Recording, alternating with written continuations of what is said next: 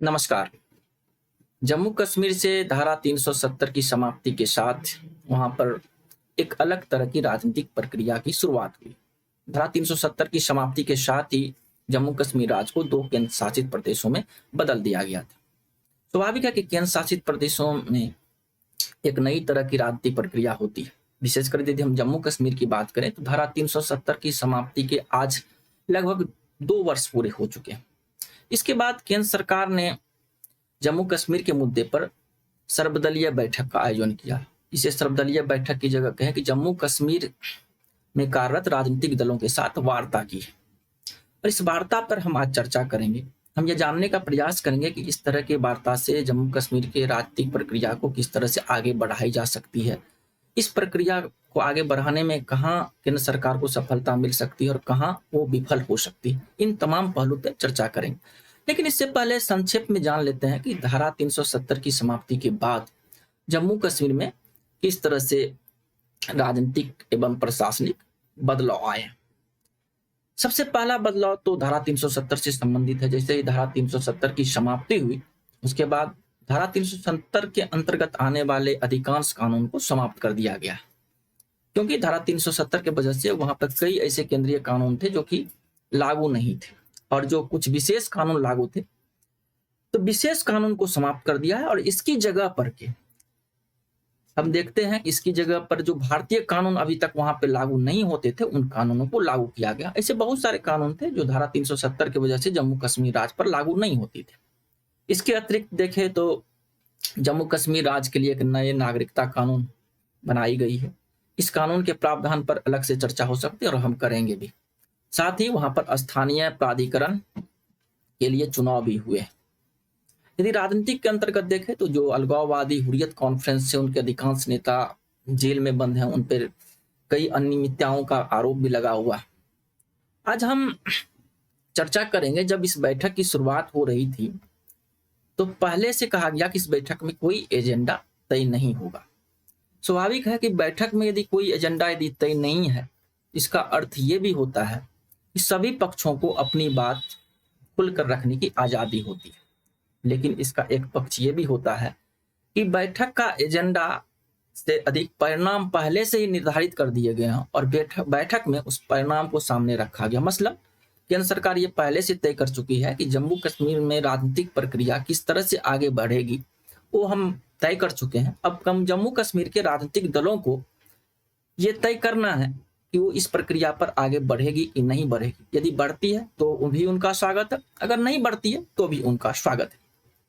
अगर यदि हम देखें तो केंद्र सरकार की राजनीतिक प्रक्रिया किस तरह की हो सकती है, अधिकांश राजनीतिक विश्लेषक इस बात से सहमत हैं कि जम्मू कश्मीर में चुनाव होंगे और चुनाव से पहले परिसीमन होगा। समान अर्थों में समझे कि परिसीमन एक ऐसी प्रक्रिया है जिसके अंतर्गत चुनावी क्षेत्रों का पुनर्निर्धारण होता है जनसंख्या के आधार पर, जनसंख्या घनत्व के आधार पर, और कई बार तो प्रशासनिक सुविधाओं के आधार पर भी परिसीमन किया जाता है।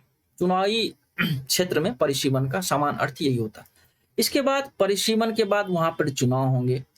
चुनाव के बाद पूर्ण राज्य का दर्जा दिया जाएगा। पूर्ण राज्य के दर्जा के बाद यदि वहां हालात बहुत ही अच्छे रहे तो हो सकता है कि वो जम्मू कश्मीर को विशेष राज्य का दर्जा दे दिया जाए। यहाँ विशेष राज्य का दर्जा का अर्थ जो है वो धारा 370 नहीं होती। बहुत ऐसे अनुच्छेद हैं जिसके अंतर्गत भारत के कई राज्यों को विशेष राज्य का दर्जा दिया गया है। तो हो सकता है कि अनुच्छेद 371 के तहत ही जम्मू कश्मीर राज्य को विशेष राज्य का दर्जा दिया जाए। अब हम आते हैं कि जो बैठक हुई उस बैठक के अंतर्गत मतभेद के क्या बिंदु थे। मतभेद के बिंदु निकल के आए कि जम्मू कश्मीर आधारित दल कह रहे हैं कि चुनाव से पहले जम्मू कश्मीर को एक राज्य का दर्जा बहाल हो। हमें लगता है कि केंद्र सरकार ये तय कर चुकी है कि पहले परिसीमन होगी, उसके बाद चुनाव, फिर चुनाव के बाद जम्मू कश्मीर को एक राज्य का दर्जा दिया जा सकता है। इसके अतिरिक्त देखें तो जम्मू कश्मीर आधारित कई दल ये कह रहे थे कि पाकिस्तान के साथ वार्ता आरंभ हो। विशेषकर जब घाटी आधारित राजनीतिक दलों की ये मांग रही है और ये मांग वो पहले भी करते रहे। इसके साथ साथ उनकी एक मांग ये भी रही है कि जो परिसीमन हो रही है वो परिसीमन ना हो, बल्कि पुराने परिसीमन के आधार पर जम्मू कश्मीर राज्य में चुनाव हो। साथ ही राजनीतिक कैदियों की रिहाई की जाए। अभी हम चर्चा कर ही रहे थे कि बहुत सारे हुर्रियत कॉन्फ्रेंस के नेताओं को कैद करके रखा गया है, उन पे पाकिस्तान से फंड लेने का आरोप है, जम्मू कश्मीर में अराजकता पैदा करने का आरोप है। तो हो सकता है केंद्र सरकार उन राजनीतिक कैदियों को छोड़ दे जिन पर गंभीर आरोप नहीं हो, लेकिन जिन पर गंभीर आरोप हो, जिनका संबंध आतंकवाद से रहा हो, विदेशी फंडिंग प्राप्त करने से रहा हो, जम्मू कश्मीर में हिंसा फैलाने से रहा हो, संभवतः केंद्र सरकार इन कैदियों को नहीं छोड़ेगी। अब हम चर्चा करते हैं कि जम्मू कश्मीर राज्य में परिसीमन काफी चर्चा में, और ये परिसीमन की चर्चा की वजह भी है। सबसे पहले हम जानते हैं कि जो परिसीमन आयोग बनाए गए, जस्टिस न्यायाधीश हैं, जब सर्वोच्च न्यायालय के सेवानिवृत्त रंजना देसाई के नेतृत्व में परिसीमन आयोग की स्थापना की गई, और इसमें जम्मू कश्मीर से आने वाले 5 सांसदों को सदस्य भी बनाया गया। अभी चर्चा कर रहे थे कि परिसीमन के अंतर्गत जनसंख्या घनत्व यदि पहले से किसी क्षेत्र में जनसंख्या बढ़ी तो स्वाभाविक उस क्षेत्र में जनसंख्या घनत्व में वृद्धि हुई होगी। इसी कहा जा रहा है कि इस बार जम्मू कश्मीर में परिसीमन के निर्धारण में हो सकता है कि क्षेत्रफल को भी महत्व दिया जाए एवं प्रशासनिक सुविधाएं। जब परिसीमन होते हैं तो देखा जाता है कि एक ही भौगोलिक इकाई के अंतर्गत आने वाले लोगों को एक संसदीय क्षेत्र या एक विधानसभा क्षेत्र के अंतर्गत रखा जाए, लेकिन मूलतः जनसंख्या और जनसंख्या घनत्व के आधार पर परिसीमन तय होती है। अब इस परिसीमन से पहले की स्थिति देखते हैं तो जम्मू कश्मीर राज्य में अंतिम परिसीमन हुआ था 94-95 में, और इस परिसीमन के आधार पर जम्मू कश्मीर राज्य में 111 सीटें हैं, जिसमें से जम्मू में 37 सीटें हैं, 4 सीट लद्दाख में, 40 सीट कश्मीर घाटी में, 24 सीट पाक अधिकृत कश्मीर में। क्योंकि भारत सरकार मानती है कि पाक अधिकृत कश्मीर भारत का हिस्सा है, इसीलिए जब जम्मू कश्मीर में सीटों का निर्धारण हो रहा था तो उन्होंने पाक अधिकृत कश्मीर के लिए 24 सीटें छोड़ी, और अंत में 2 सीट महिला सदस्य नामांकित होती। अगर देखें तो लद्दाख अब जम्मू कश्मीर का हिस्सा नहीं रहा है, और जम्मू कश्मीर में वर्तमान में 111 सीटें हैं। तो कहा जा रहा है कि अधिक संभावना है कि जम्मू कश्मीर राज्य में जो नए परिसीमन होंगे उस परिसीमन के बाद कुल कितने सीटें बन सकती है उस पर अभी कुछ नहीं कहा जा सकता। इसके साथ ही देखें तो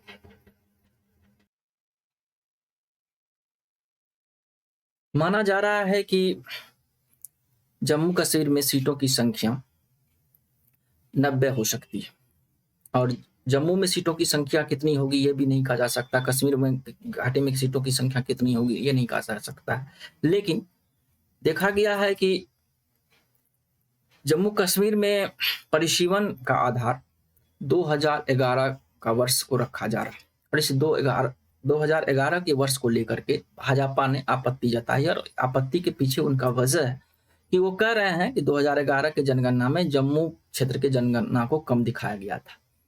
अब ये बात कितनी सही है ये तो फिर चुनाव आयोग या परिसीमन आयोग या फिर केंद्र सरकार को इस पर ध्यान देना है। हम चर्चा कर रहे हैं कि सीटों की संख्या कितनी होगी। अब बहुत सारे विशेषज्ञ कह रहे हैं कि जम्मू और कश्मीर घाटी में कुल में सीटों की संख्या में 7 की वृद्धि हो सकती है। तो 7 की वृद्धि होती है तब ये संख्या 90 के आसपास चले जाएगी।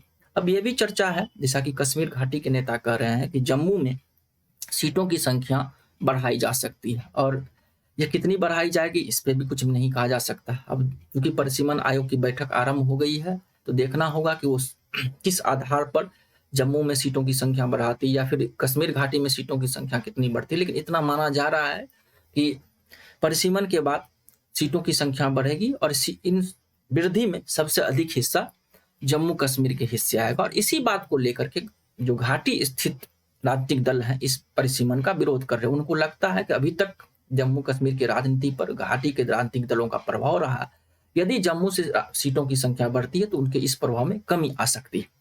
इसके बाद देखें तो एक बहुत बड़ा बदलाव ये होगा मेरे विचार से कि अभी तक धारा 370 के वजह से जम्मू कश्मीर में आरक्षण के प्रावधान लागू नहीं थे।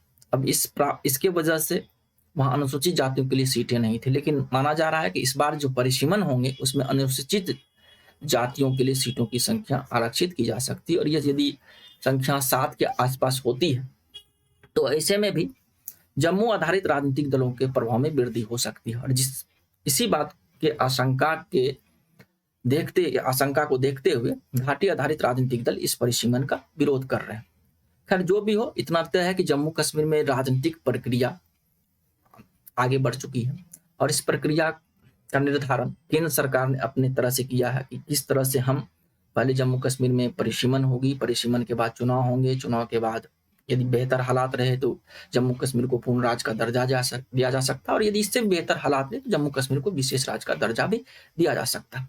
अब इस बात के सबसे अंतिम पहलू पर आते हैं कि जम्मू कश्मीर में इतने बदलाव हो रहे हैं, तो इस बदलाव को लेकर के पाकिस्तान की किस तरह की प्रतिक्रिया रहेगी। आरंभ में जब 370 की हटाया गया था तो पाकिस्तान की तरफ से काफी तीखी प्रतिक्रिया आई थी। इसके साथ ही पाकिस्तान इस मुद्दे को संयुक्त राष्ट्र संघ में ले गई थी, लेकिन वहां कुछ हुआ नहीं। अब बहुत सारे विश्लेषक ये कह रहे हैं कि भारत ने जिस तरह से जम्मू कश्मीर राज्य में परिवर्तन किए हैं, इस मुद्दे को लेकर भी अन्य मुद्दे पर भी पाकिस्तान और भारत के बीच कहीं न कहीं वार्ता हो रही है और पाकिस्तान अपने तरह से इस परिवर्तन को सहमति दे रही है। और पाकिस्तान के न्यूज़पेपर भी इस बात को उठा रहे हैं कि भारत और पाकिस्तान पर्दे के पीछे बातचीत कर रहे हैं और यही वजह है कि भारत सरकार जम्मू कश्मीर में राजनीतिक प्रक्रिया को तेजी से आगे बढ़ाना चाह रही है। अब है कि इस तरह की प्रक्रिया को किस तरह से सफलता मिलेगी। देखिए, जम्मू कश्मीर में जब स्थानीय निकाय के चुनाव हुए, डीडीसी के चुनाव हुए, तो वहां पर बड़ी संख्या में लोग निकलकर मतदान किया। भाजपा वहां की सिंगल लार्जेस्ट पार्टी बन के उभरी है, तो ये बहुत बड़े परिवर्तन का संकेत है। इसके बाद जब वहां विधानसभा चुनाव होंगे तो माना जा रहा है कि जम्मू और कश्मीर के दलों के बीच संतुलन स्थापित हो जाएगा और इस वजह से जम्मू कश्मीर में जो राजनीतिक स्तर पर अलगाव की प्रतिक्रिया देखने को मिल रही थी उसमें कमी आएगी। इसके साथ साथ धारा 370 के समाप्ति के साथ वहां पर एक अलगाववाद की जो प्रवृत्ति चल रही थी उस प्रवृत्ति में कमी आई है। बहुत सारे आंकड़े बताते हैं कि वहां आतंकवादी घटनाओं में कमी आई है, पत्थरबाजी में कमी आई है। इसके जगह पर अधिकांश संख्या में अब आतंकवादी मारे जा रहे हैं। हमें लगता है कि कुल मिलाकर केंद्र सरकार एक सही राजनीतिक प्रक्रिया पर आगे बढ़ रही है और यदि ये प्रक्रिया पर के परिणाम सकारात्मक आते हैं तो निश्चित रूप से जो केंद्र सरकार ने अपने तरह से पहल की है उसमें उसे सफलता मिलेगी। तो यही था संक्षिप्त में जम्मू कश्मीर राज्य में होने वाले राजनीतिक प्रक्रिया पर एक संक्षिप्त चर्चा।